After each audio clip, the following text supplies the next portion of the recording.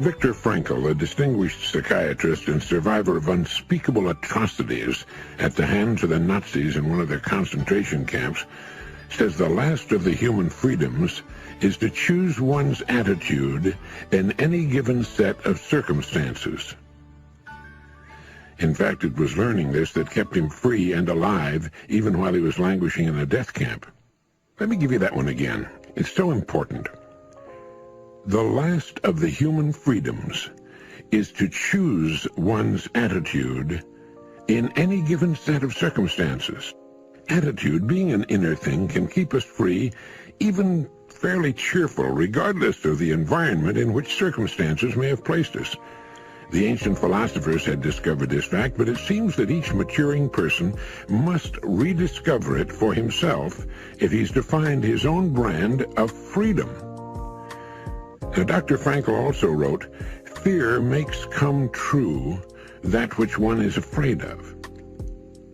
Now, even if it only comes true in the imagination, we must experience the tortures of that which we fear. Tortures often as not worse than those if what we feared actually came to pass physically in our lives. It's why the old line, "A coward dies 1,000 deaths. A brave man dies but once," is really true. Fear makes come true that which one is afraid of. If fear of something is held long enough, it may well bring on that which we fear, but it really doesn't make much difference because experiencing the fear is the same thing. That is, as far as our mind and body are concerned, it's actually happening over and over again, doing its inevitable damage to our physical bodies. Ralph Waldo Emerson said, "Fear is ignorance." Whenever we're afraid of something, I don't mean the perfectly natural, normal fears that work to keep us alive, but the gnawing, unreasoning, illogical, and neurotic fear of something. It's only because we don't know the real truth about it. If we did, the fear would vanish. That would include a neurotic fear of death, the fear that we are not liked or loved, and so forth. I think the thing to remember here is that when we fear something, it takes its toll on our mind and body just as if that which we fear had in fact come to pass. And we can bring to pass that which we fear, as Dr. Frankl said. But how does a person change an attitude of fear?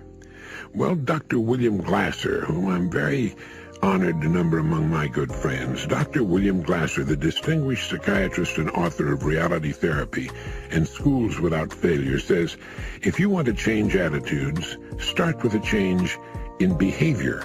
In other words, begin to act the part as well as you can of the person you would rather be, the person you most want to become. Gradually, the old fearful person will fade away. Dr. Frankl learned that by controlling his attitude, the concentration camp fell away. His mind was free to roam where he wanted it to roam, think about what he wanted it to think about. It was as free as the birds, freer, really, for it could fly to the ends of the earth, to the ends of imagination in an instant. And so can yours. And so can mine. What gift would be more worthy of you than the fulfillment of an idle daydream? What one thing would help you win through the problems you face today and may face again tomorrow? What gift would enable you to enjoy because you've fought, to rest because you've labored, to reap because you've sown? There is such a gift within your grasp, a gift which you yourself can give yourself, a gift which will bring all the things for which you secretly long, a gift which, like magic, will help clear the troubled roadway ahead and set your feet upon the pathway to real happiness. And that is the gift of courage. Emerson wrote, "What a new face courage puts on everything." And no truer statement was ever written. Wherever it appears, courage changes things for the better. Sometimes it's the courage to be silent when a word or phrase leaps to our mind. It's often the courage to get up on a cold, miserable morning when it's the last thing in the world you want to do, to go to work. It's the courage to do what needs to be done when it should be done. It's the courage to discharge a person who should be discharged and who will probably be better off because of it. And it's the courage to follow the silent voice within you when it means going against the crowd, or speaking out when you know what you're going to say will be unpopular with your listeners. It's the courage to stay with something long enough to succeed at it, realizing that it usually takes 2, 3, or 4 times as long to succeed as you first thought or hoped. Laughter is the severest form of criticism, and the fear of criticism keeps us from doing a lot of things. It keeps us from doing a lot of things we should not, but it also keeps us from doing a lot of things that we would be better off doing. It is one of the enormous pressures of environment. Take the worker, for example, who avoids doing an outstanding and conscientious job because of the fear that his more cynical associates might laugh at him. Now here, the fear of criticism in the form of laughter could shape a man's life and keep him from the goals and achievements he might otherwise reach, if he weren't so conscious of how his actions will look to others. It is here that a better understanding of what is right and wrong can overcome a person's fear of criticism. Frequently, being right and doing what is right can bring down upon us criticism and derision while going along with things, even though we know they're wrong, will keep us in good with the crowd and our associates. Now, it's right here that the men are separated from the boys. When our desire to belong to our crowd is more important to us than to stand up for what we know to be right, we have to admit that we are lacking in the two most important attributes of a human being, courage and maturity. Winston Churchill once said that courage is the finest quality because it guarantees all the others. And if there's one vital aspect of living successfully that we should get across to our youngsters, it's this. If our kids want to dress like all the other kids in their class, fine, that's normal. We were the same way when we were kids. But they should be told why they want to look like all the other kids in school. That it's their natural desire to belong, to be liked. And while that's perfectly all right, they should keep constantly in mind that it should end there, and that it's also right that we should want to grow into individuals with individual goals, individual thinking, individual action. And that we'll be happiest if we will do our work as best we possibly can, even though it may be the fashion for most of the rest to slide along as easily as possible. F.D. Huntington wrote, "Conduct is the great profession. Behavior is the perpetual revealing of us. What a man does tells us what he is." But how many things are there at which we succeed, at which we could be successful on a much larger scale? It's all a mental game. We play the whole thing out in our minds, and it's there, not in actual practice, that we win or lose. No one can even guess how much is lost by the so-called average person simply because he fears to make the attempt. His fear of failure in his own eyes and in the eyes of his family and friends, and the possible loss of a small stake, raises a formidable wall between his reality and his dream. So he contents himself to peek at his dream over the top of the wall and wait. Wait until conditions are better, or Uncle Charlie dies and leaves all that money. But waiting just seems to make the wall grow higher. Conditions seem to remain about the same, and Uncle Charlie's going to outlive everybody in the family. Colton wrote, "Times of general calamity and confusion have ever been productive of the greatest minds. The purest ore is produced from the hottest furnace, and the brightest thunderbolt is elicited from the darkest storms." Here's a line worth remembering. It was written by Balzac. "By resorting to self-resignation, the unfortunate consummate their misfortune." There's a world of truth and a world of unnecessary suffering in that statement. The only thing that can keep misfortune hanging around is self-resignation, giving up. Makes you wonder how many thousands, perhaps millions, of fine people stay on the bottom of the pile because they've formed the habit of saying, "Well, that's the way things are," or "That's the way the old ball bounces."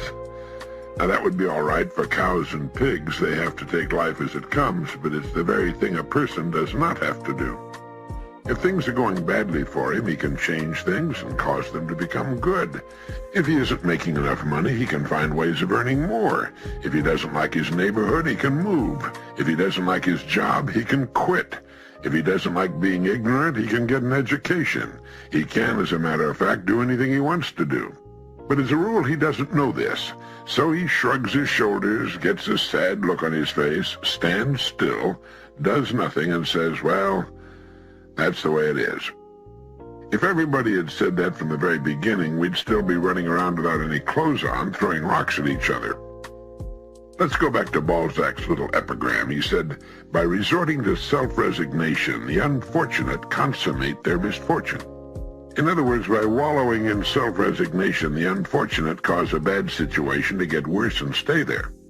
Every human being on Earth is going to suffer a setback from time to time. Setbacks are a part of life, as are fires, floods, tornadoes, hurricanes, and earthquakes. But fortunately, the human being is a builder and a rebuilder, and he rebuilds better than he builds. He doesn't sit in the aftermath of the storm and resign himself. He builds better next time, so the damage won't be as great or even hurt him at all. That's how skyscrapers evolved from mud huts.